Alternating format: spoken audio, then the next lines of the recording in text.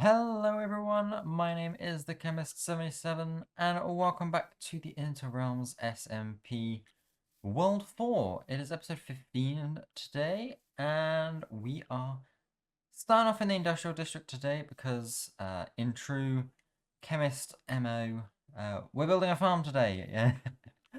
It's honestly, it seems like all I do in YouTube anyway. Obviously, streams have been working on the Mega Base, which we'll head over there in a sec. But we are building, yep, another farm today. Although I appreciate we started off in the industrial district. We're not building the farm in the industrial district because we can't. Because the farm we're building today is an ice farm, which is obviously a biome-specific farm. This biome we're in here, the Winthrop Hills, is not unfortunately cold enough to form ice. So yep, we've got to build it way out in the cold biomes. You can see just a little sneak preview on the map there on the left. That is what we're going to be building. But why do I want an ice farm? What purpose could I have for thousands of blocks of ice? Well, I don't need thousands. The farm probably produces thousands. And because ice is not, it's not got many uses. Ice, I guess item collection systems. It's one of the few very blue blocks for building. Try saying that 5 times fast. Blue blocks for building. But the other thing that is very useful for is creating water sources. And so yes, we really want water sources. Why do we want water sources? Because we have a lot of bubble elevators to build. There is a wandering trader over there again. You will notice if you've been watching the streams, which watching this and you don't know, I live stream twitch.tv/thechemist77, where I've been building up this big mega base, and we're making good progress on it. But you will notice all of these pillars. So there's 17 there, there's another 17 on the floor below, and there's 16 in each of these big corner towers, and I think there's one more left to go all the way up to where the nether portal will be there. These all need water columns and bubble elevators in them, and I don't want to deal with loads of buckets, and I don't want to deal with kelp. So we're going to use ice for this, because ice will form a water source if you break it with a non-silk touch tool, and there is a solid block below it. So it won't work if it's in midair, but if there is a block below it, then it will form a water source. And so basically all we'll need to do is we'll go down to there, pillar up with ice, and then just break our way down. So yeah, that is why we need a big ice farm. So I'm gonna head over to the ice farm and yeah, set you guys off on a time lapse, and I'll see you over there.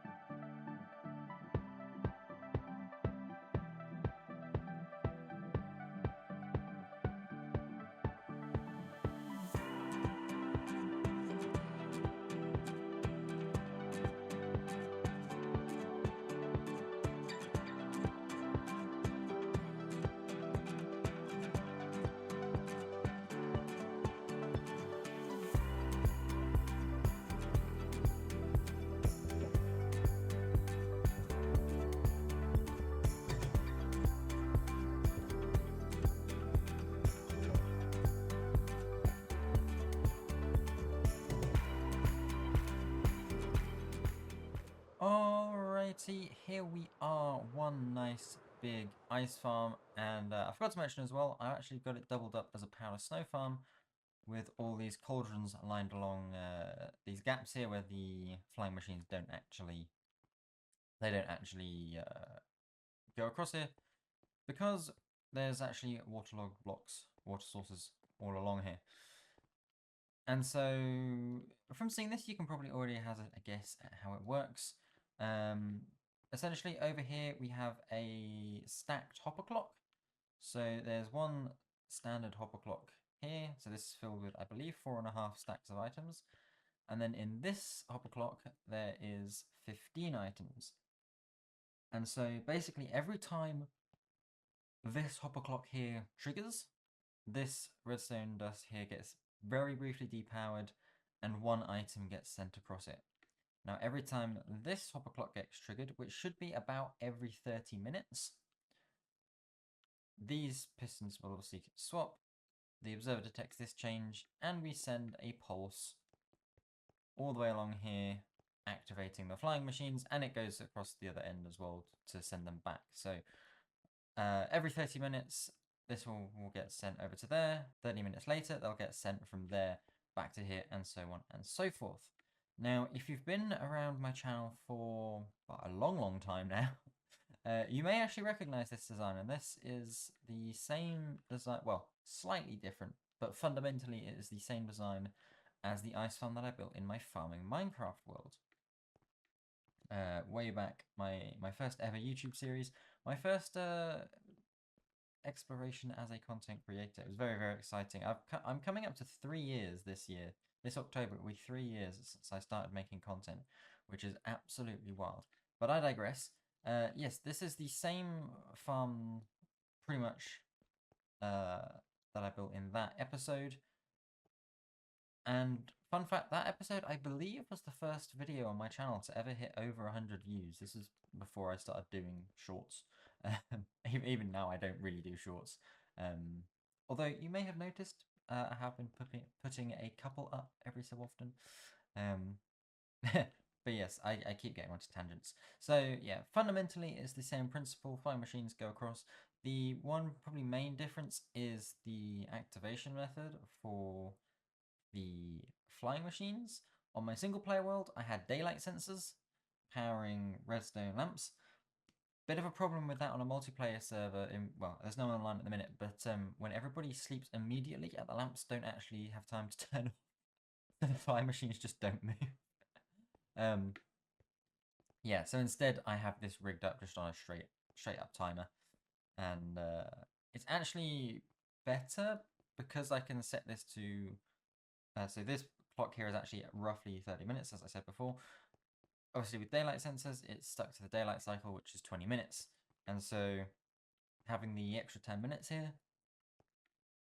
just better enables all of the water to form ice. Now, how does water form ice? Again, if you want more in-depth look at it, you go back to the Farming Minecraft video and I explain it. But essentially, ice has to form next to a solid block. And this is why we have these crying obsidian blocks in here, because these need to act as like a nucleation block for the ice to form. So ice will form on the sides of this block here. And from there, each ice block will propagate more ice blocks until you end up in a situation like this where it's completely filled in. And yeah, and so if we go underneath here, we can see, obviously I've cleared out most of it, but you can see the next few blocks starting to come down. And over here are some layers that I've just not cleared out, because it does take quite a while to clear out, particularly if you want to do the entire thing. But and so I have some scaffolding periodically, and the height of this scaffolding is actually set so it perfectly reaches flush with the crying obsidian there, which is the exact right height we need to stop any water from flowing down. So above that layer of ice there is where the water then refills.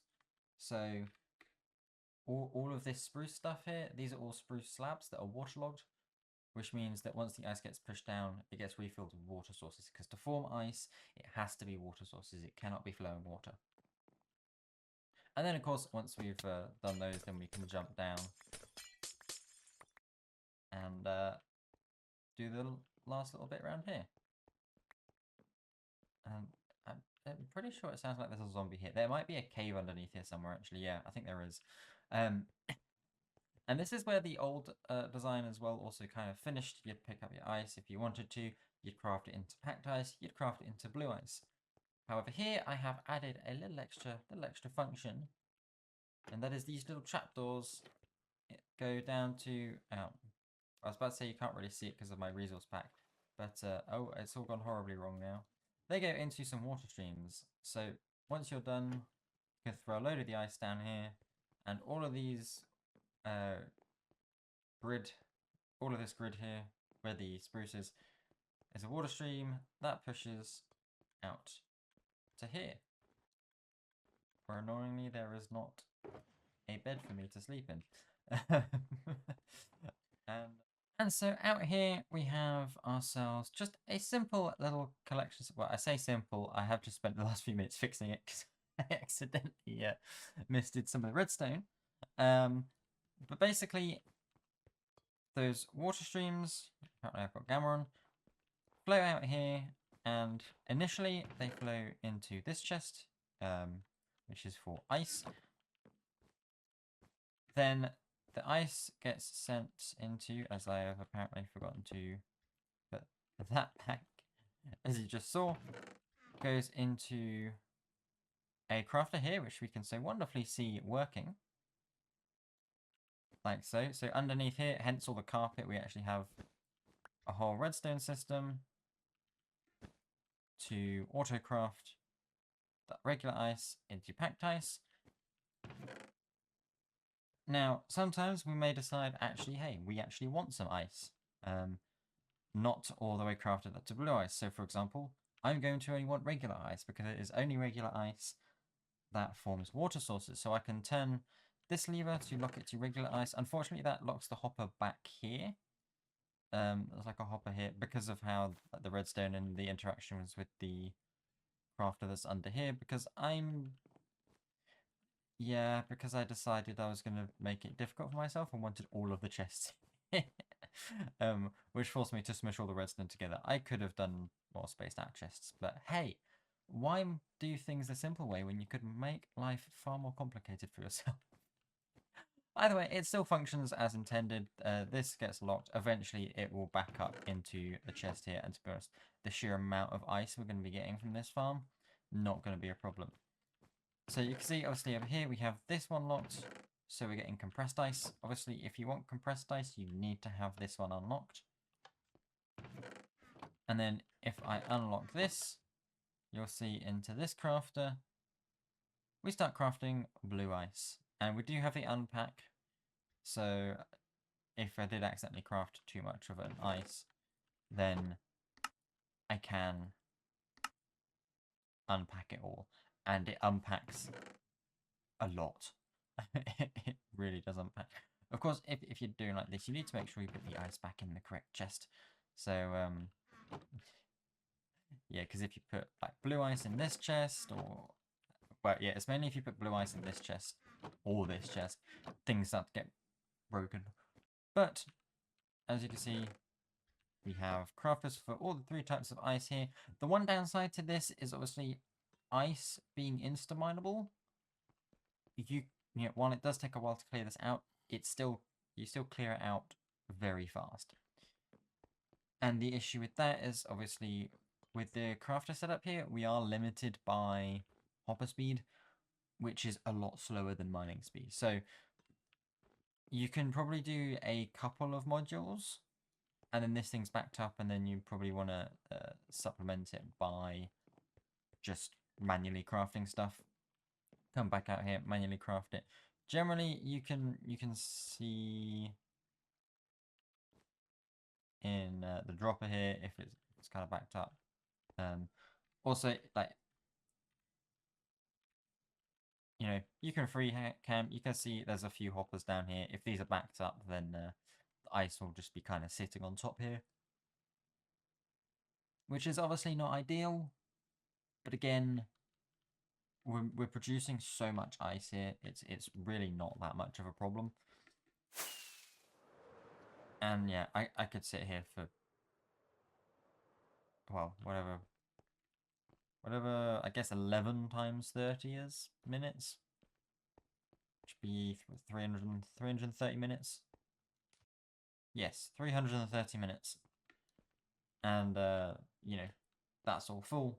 I mean, I wouldn't even have to sit here if I'm doing harvesting, because by the time I've reached the end of the harvest, these ones at the start here will probably be like halfway done. So, yeah, it is reasonably efficient as a farm. even as a manual farm. And of course, this also does have to be a manual farm because to obtain ice blocks, you need silk touch. You can't just mine it with fortune or anything. You can't blow it up.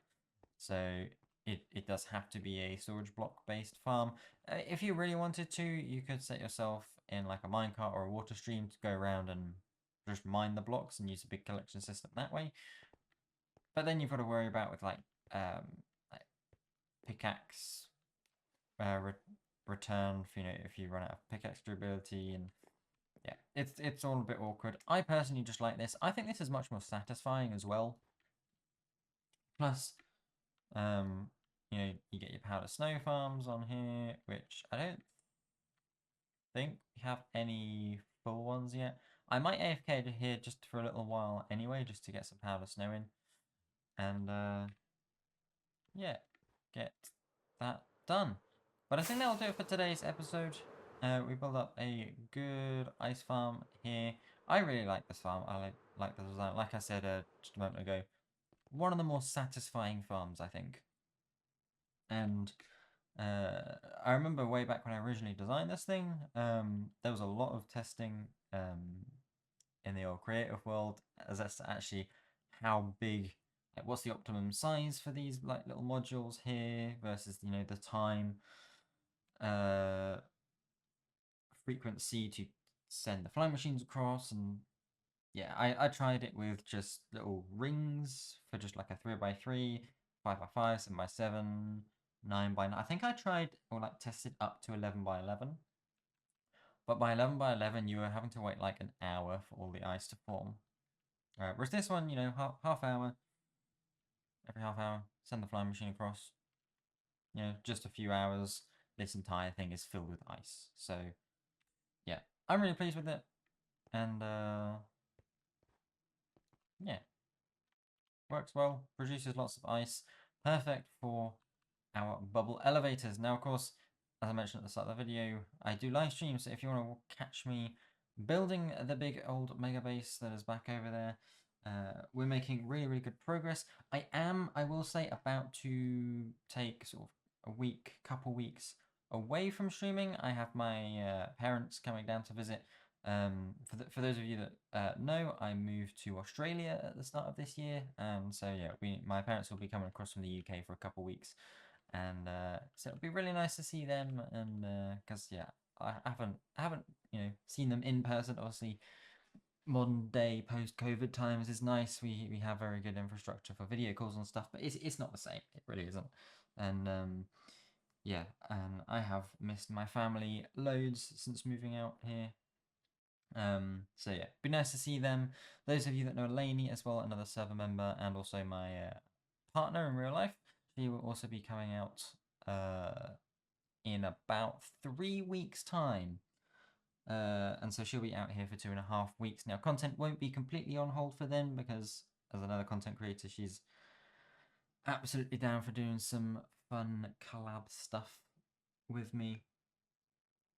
But yes, speaking of though, I am at 481 followers on Twitch, I believe, at the time of recording. Now, I'm not normally one to try and push the followers and the subscribers and numbers. That being said, if you like my content, feel free to subscribe.